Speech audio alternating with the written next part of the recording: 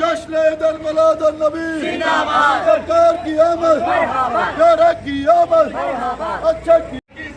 چھوڑیں گے منانا جشن میلاد نبی ہرگز نہ چھوڑیں گے جلوس پاک میں جانا کبھی ہرگز نہ چھوڑیں گے جلوس پاک میں جانا کبھی ہرگز نہ چھوڑیں گے منانا جشن میلاد نبی ہرگز نہ چھوڑیں گے سرکار کی آمد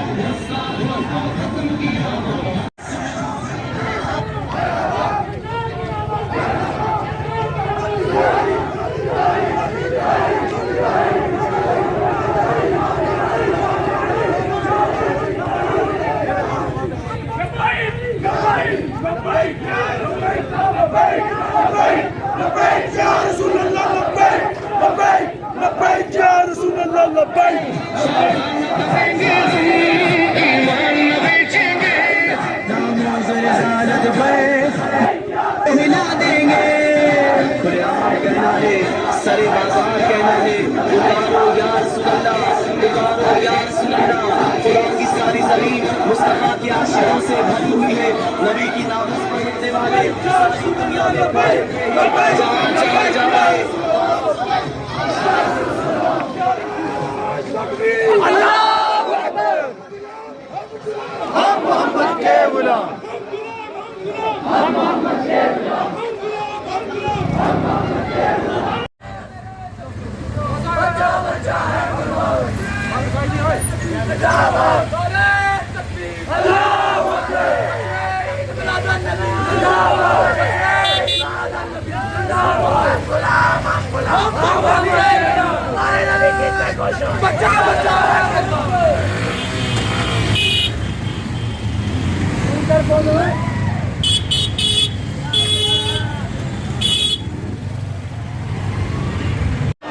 نعرہ رسالت، جشن عید میلاد النبی، خطیب ملت حضرت علامہ مولانا مفتی محمد فاروق صاحب، آپ کھڑے ہو کر اپنا مہمان معظم کا آپ استقبال کریں اور بیچ میں سے اور نعرہ لگائیں، نعرہ تکبیر، نعرہ رسالت۔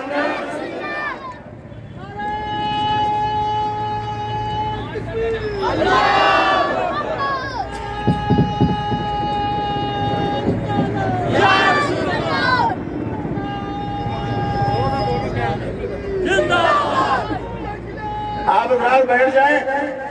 اب باقاعدہ جلسے کی کارروائی شروع ہوگی اور میں پھر اپنی طرف سے راجوری کی مرکزی میلاد کمیٹی کو مبارکباد پیش کرتا ہوں اور یوتھ نوجوان جو ہماری کمیٹی ہے ان کو بھی مبارکباد دیتا ہوں اور ایک بار دعا کرتا ہوں، اللہ رب محمد صلی اللہ علیہ وسلم نحن عباد محمد صلی اللہ علیہ وسلم۔ کریمہ کار سزا بندہ نوازا اس آیت کریمہ کے صدقے میں یا اللہ اس کرونا وائرس کو ختم فرما، یا اللہ جموں کشمیر میں امن عطا فرما، پوری دنیا میں امن عطا فرما، یا اللہ فرانس کے صدر نے ہمارے نبی کی شان میں جو گستاخی کی ہے یا اللہ سخت سے سخت عذاب میں اس کی گرفت فرما یا اللہ جتنے بیمار ہیں ان کو شفا عطا فرما خاص کر علامہ غلام رسول صاحب یا اللہ ان کو شفا عطا فرما حافظ سعید صاحب بیمار ہیں شفا عطا فرما الحاج عبدالقیوم ڈار صاحب بیمار ہیں تعظیم ڈار صاحب کی والدہ بیمار ہیں یا اللہ ان کو بھی شفا عطا فرما میرے بزرگ الحاج مقبول ڈار صاحب یا اللہ ان کو بھی صحت عطا فرما یا اللہ الحاج فضل رحمان ڈار صاحب جو چند دن پہلے دنیا سے چلے گئے ہیں یا اللہ ان کی مغفرت فرما دل محمد صاحب کی مغفرت فرما انہیں جنت عطا فرما الحاج رفیق العلم صاحب کی کچھ بیمار ہے یا اللہ ان کو بھی شفا عطا فرما یہ میرے ارشد ملک صاحب یا اللہ ان پر بھی کرم فرما تعلیم ڈار صاحب شادہ ڈار صاحب اور منا بٹ صاحب یا اللہ ان کو بھی صحت عطا فرما یا اللہ ان سب نوجوانوں پر کرم فرما اس نوجوان ہمارے آصف بٹ کو دن دگنی اور رات چگنی ترقی عطا فرما اور حافظ محمد عرفان صاحب کے جتنے منصوبے ہیں یا اللہ پاک اسلام و سنیت کے لیے ان سب کو یا اللہ پاک پائے تکمیل تک پہنچا یا اللہ پاک نعرہ رسالت نعرہ رسالت جشن عید میلاد النبی السلام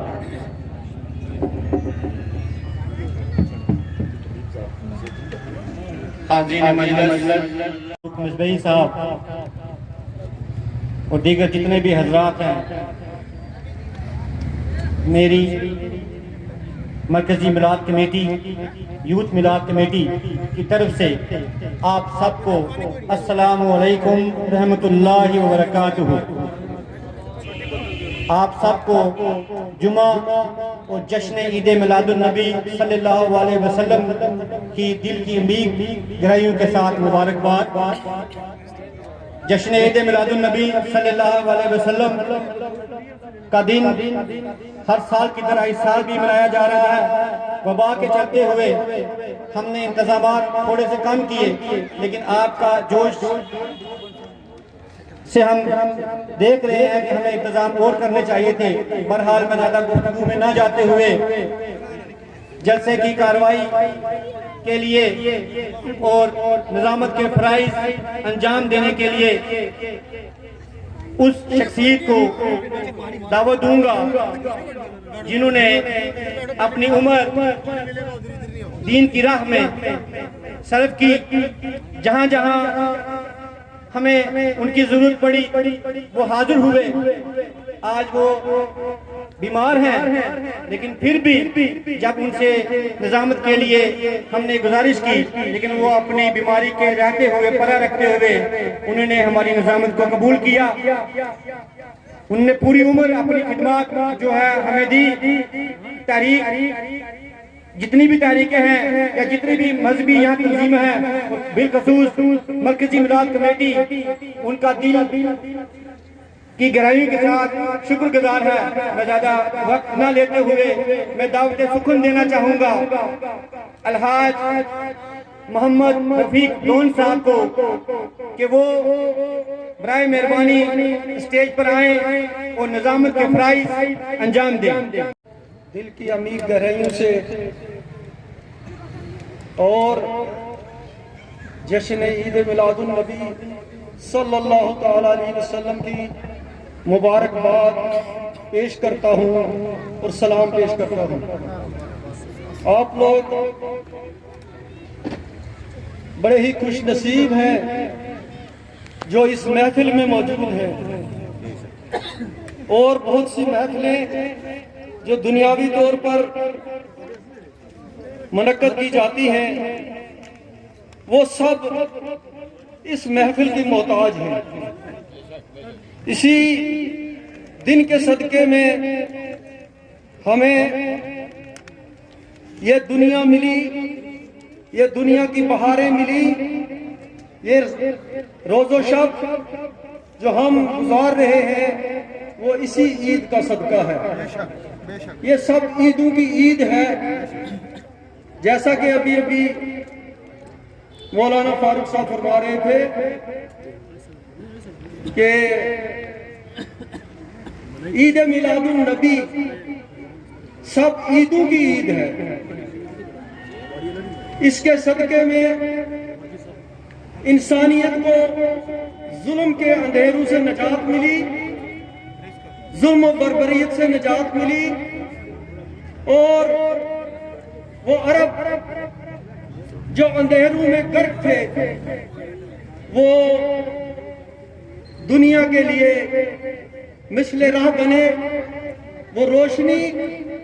جو عرب سے چمکی وہ ساری دنیا میں چھا گئی، اور آج انسانیت جو ہے وہ اس عید کی محتاج ہے۔ اس نام کی بدولت میرا کام چل رہا ہے، اس نام کی بدولت میرا کام چل رہا ہے، تیری رحمتوں کا دریا میں تیرا سرحشر بات تیری کہیں بات چل رہی ہے، کہیں نام چل رہا ہے، کہیں بات چل رہی ہے، کہیں نام چل رہا ہے، آقا تیری رحمتوں کا رہی ہے، میرا کام چل رہا ہے، مجھے بھی طرف سے جشن عید میلاد النبی صلی اللہ علیہ وسلم کی تہہ دل سے مبارک ہے۔ آئیے ہم اور آپ سب سے پہلے درود و سلام کی ڈالیاں نشاور کریں۔ پڑھیے بابا نگر صلی اللہ علیہ یا رسول اللہ وسلم علیہ یا حبیب يا رب بالمصطفى بلغ مقاصدنا، يا رب بالمصطفى بلغ مقاصدنا، واغفر لنا ما مضى يا واسع الكرم، مولاي صل وسلم دائما ابدا على حبيبك خير الخلق كلهم۔ سیدی سرکار اعلی حضرت کا لکھا ہوا کلام، سرور کہوں کہ مالک و مولا کہوں تجھے، سرور کہوں کہ مالک و مولا کہوں تجھے، باغ خلیل کا گل زیبا کہوں تجھے، باغ خلیل کا گل زیبا کہوں تجھے، اور اللہ رے تیرے جسم منور کی تابشیں، اللہ رے تیرے جسم منور کی تابشیں، اے جانے جانے جانے تجلا کہوں تجھے، اے جانے جانے جانے تجلا کہوں تجھے۔ حضرت فرماتے ہیں لیکن رضا نے ختم سخن اس پہ کر دیا، لیکن رضا نے ختم سخن اس پہ کر دیا، خالق کا بندہ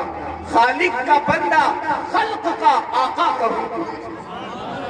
خالق کا بندہ خلق کا آقا کہوں تجھے۔ اور ہمارے استاد گرامی مناظر اہل سنت حضرت علامہ عبدالستار حمدانی صاحب، اللہ ان کی صحت و عافیت دے، جب ہم ان کے پاس تخصص فی الرد کا درس لیتے تھے تو وہ اعلیٰ حضرت کا ایک شعر ہے، حاجیو آؤ شہنشاہ کا روضہ دیکھو، حاجیو آؤ شہنشاہ کا روضہ دیکھو، کعبہ تو دیکھ چکے، کعبے کا کعبہ دیکھو، کعبہ تو دیکھ چکے۔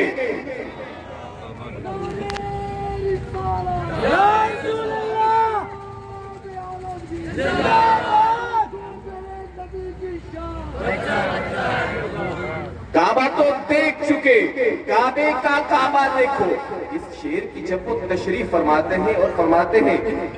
جب اس شعر کے بارے میں وہ ہمیشہ تذکرہ کرتے تھے مناظرے کی گھنٹی میں، کہتے تھے کہ یہ روایت حضرت عبدالمحبوب سجاتے ہیں، آتے ہیں وہی جن کو سرکار بلاتے ہیں، وہ لوگ کالے قوانین جموں کشمیر کے عوام کی ذاتی شکست ختم کرنے کے لیے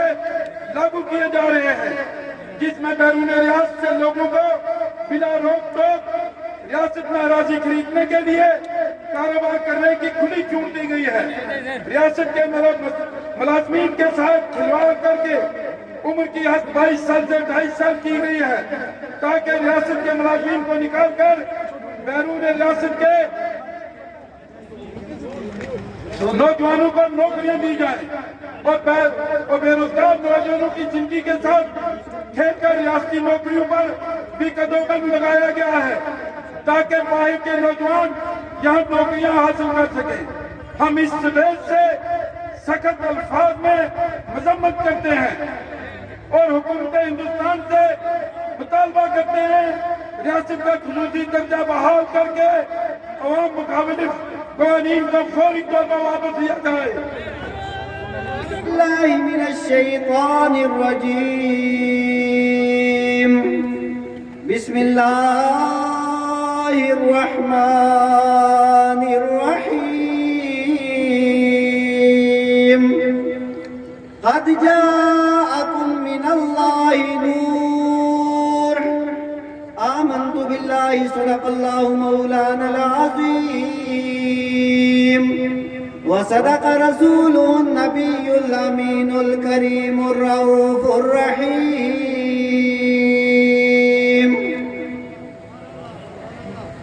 حضرات گرامی وقار، تمام حضرات کو میلاد النبی کی بہت بہت مبارکباد، اور آج پہلی مرتبہ میں آپ حضرات کے درمیان میں حاضر آیا ہوں، اور تھوڑی باتیں مجھے کرنی ہے آپ حضرات کے سامنے۔ دعا کیجیے اللہ پاک حق بولنے، حق سننے، حق پر عمل کرنے کی توفیق عطا فرمائے۔ اسٹیج پہ جلوہ گار علماء اہل سنت، مفتیان شرع مدین، مناظر اہل سنت اور دیگر قراء، حفاظ اور مختلف ائمہ کے مختلف مساجد کے ائمہ و خطبہ حضرات اور عوام اہل سنت، آپ تمام حضرات نہایت مبارکباد کے مستحق ہیں کہ آج اللہ کے پیارے محبوب نے آپ کو اپنی محفل میں بلا لیا ہے۔ یہ بڑے کرم کے فیصلے، یہ بڑے نصیب کی بات ہے۔ میرے پیاروں، اس محفل میں آپ بیٹھے ہیں، اس محفل کی فضیلت کیا ہے، اس محفل کی شان کیا ہے، اس محفل کا رتبہ کیا ہے، اس محفل کا مرتبہ کیا ہے، تو مجھے چھوڑیے اس عالم ربانی کا قول میں پیش کر رہا ہوں۔ دنیا جسے امام حافظ جلال الدین سیوطی کے نام سے یاد کرتی ہے، یہ علامہ امام جلال الدین سیوطی رحمۃ اللہ تعالی علیہ اس عالم جلیل اور امام وقت کا نام ہے، اور اس عارف باللہ اور ولی کامل کا نام ہے کہ جنہیں بلا ناغہ ہر رات کو میرے مصطفیٰ کا دیدار ہوا کرتا ہے۔ یہ امام جلال الدین سیوطی رحمۃ اللہ تعالی علیہ اس ولی کامل کا نام ہے کہ جنہوں نے 100 مرتبہ عالم بیداری میں نبی پاک علیہ السلام کی زیارت کی۔ وہ فرماتے ہیں ما من مسجد و محلت و بیت قرئ فیہ مولود النبی صلی اللہ تعالی علیہ وسلم الا حفت الملائکہ ذالک المسجد والمحلہ والبیت وصلت الملائکہ علی اہل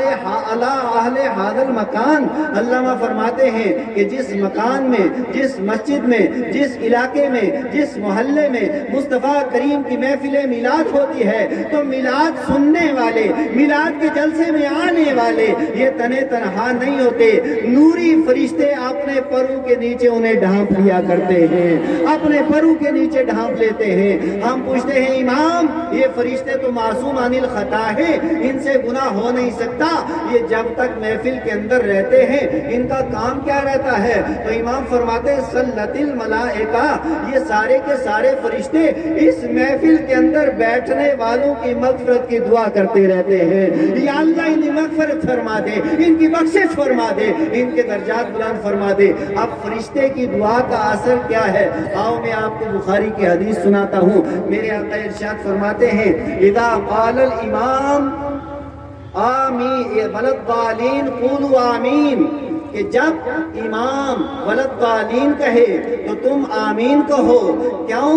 اس لیے کہ جس کی آمین اس وقت فرشتے بھی آمین کہتے ہیں، اور جس کی آمین فرشتوں کی آمین سے مل جاتی ہے اللہ اس کے گزشتہ گناہوں کو معاف فرما دیتا ہے. اس لیے کہ آمین دعا ہے، اور جب فرشتہ اپنی معصوم دعا اپنی معصوم زبان سے دعا کرتا ہے اور عام مسلمان کی دعا اس کی دعا کے ساتھ مل جاتی ہے، اللہ اس کے گناہوں کو معاف فرما دیتا ہے. اور وہ فرشتے جس کی آمین کے ساتھ میری تیری آمین مل جائے اللہ سارے گناہ معاف فرما دیتا ہے. وہ فرشتے اس وقت سایہ فگن بھی ہیں، نور کی برسات کر بھی رہے ہیں، اور انہوں نے پر پھیلائے ہیں اور تمہارے لیے مغفرت و بخشش کی دعا کر رہی ہے. اللہ ان کی مغفرت و بخشش. دلائل، فوائد، ضرورت تو پیغام میلاد. صرف 4 باتیں میں آپ کو بتاؤں گا. اب 4 باتوں میں کتنی باتیں ہوں گی یہ وقت بتائے گا کہ میلاد کے دلائل کیا ہیں، میلاد کے فائدے کیا ہیں، میلاد کی ضرورت کیا ہے، اور میلاد کا پیغام کیا ہے. بس یہ آپ خاکہ اپنے ذہن کے اندر آج بٹھا کر کے جائیں گے. میرے پیاروں،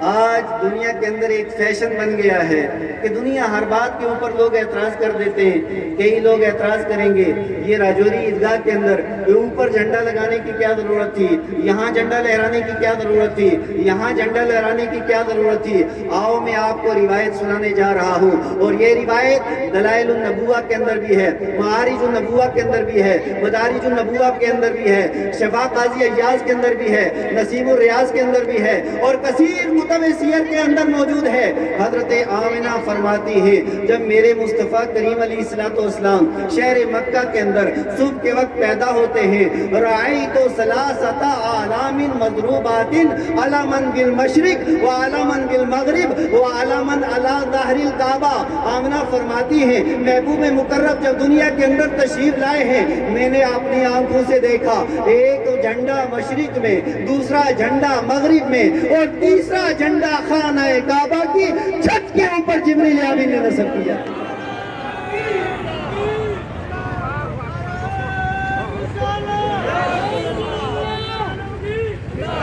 یہ اعتراض تیرا سنیوں پہ نہیں ہے، یہ اعتراض بڑا دور ہوگا. جبریل امین نے اپنی مرضی سے جھنڈے نہیں لہرائے ہیں، رب نے بھیجا ہے، جبریل نے آ کر کے لگائے ہیں. اور جھنڈے کا فلسفہ کیا ہوتا ہے؟ جس کا جھنڈا ہوتا ہے اسی کی حکومت ہوتی ہے، جس کا جھنڈا ہوتا ہے اسی کا سکہ ہوتا ہے. آپ دیکھیں اسمبلی کے اندر جو بھی گورنمنٹ بیٹھے گی،